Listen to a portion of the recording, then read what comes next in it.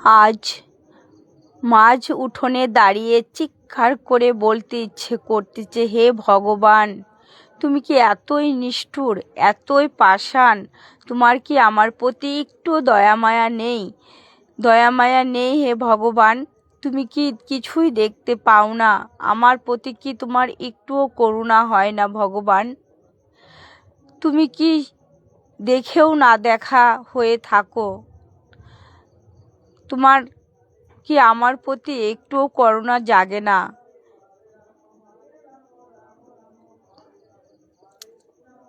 যে মানুষটা এতটা কষ্ট করে, এতটা কষ্টে থাকে, তাকে তুমি কি একটু সাহায্য করতে পারো না ভগবান?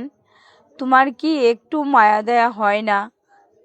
জানি না কবে তোমার চোখ খুলবে আর কবে তুমি দেখতে পাবে আমার এই কষ্ট, আমার এই অনুভূতি তোমার চোখে কবে, বুকে তোমার কবে বাঁধবে জানি না।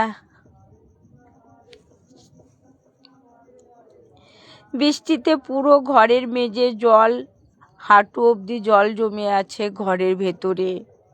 গুটো ঘরে জল পড়ে কাদা হয়ে থই থই করছে। তার মাঝখানে মাঝখানে হাঁড়ি বসিয়ে রেখেছি যাতে বিছানাপত্রগুলো না ভিজে যায়।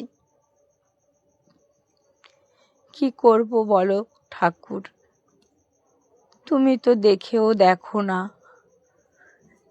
জানি না আমার প্রতি কবে তোমার করুণা হবে।